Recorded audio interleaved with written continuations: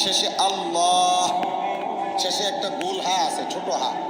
আল্লাহ মানে আল্লাহু, তো হুটারে শ্বাস ফেলাইলে হলো আল্লাহ।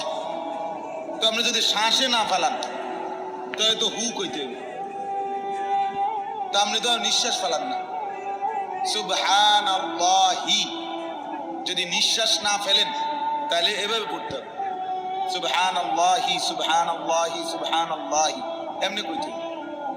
তো আপনি যেহেতু সাকিন করেন, তার মানেই হলো সাকিন করে শেষের অক্ষরে যখন নিঃশ্বাস ফেলে, বুঝছেন না? যেমন কোরআন শরীফ আছে আলহামদুলিল্লাহি রাব্বিল আলামিন, এই যে আলামিন এটা শব্দটা নুনের মধ্যে জবর, তাহলে মূলত হবে আলহামদুলিল্লাহি রাব্বিল আলামিন। কিন্তু আপনি মিনা কেন করেন না?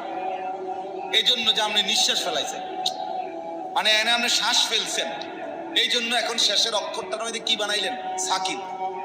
তাহলে এখানেও তো আপনি নিঃশ্বাস ফেলতে হবে, সুবহানাল্লাহ। এখানে যদি আপনি নিঃশ্বাস না ফেলেন তাহলে হাত আরে সাকিন বানাইলেন কেন?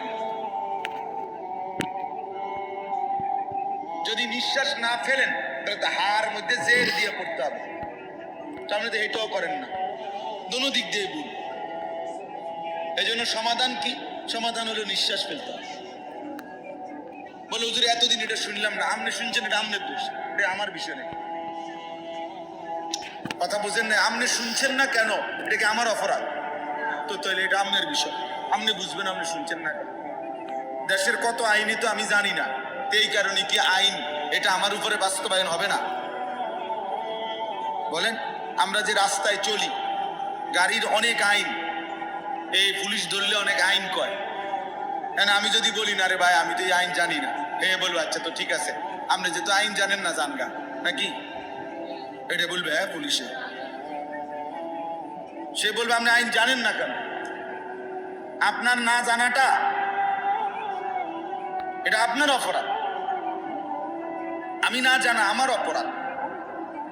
এই জন্য এটা খুব খেয়াল। অনেক মুসলমান আপনারা যারা তাসবিহ পড়েন অশুদ্ধ অশুদ্ধ তাসবিহ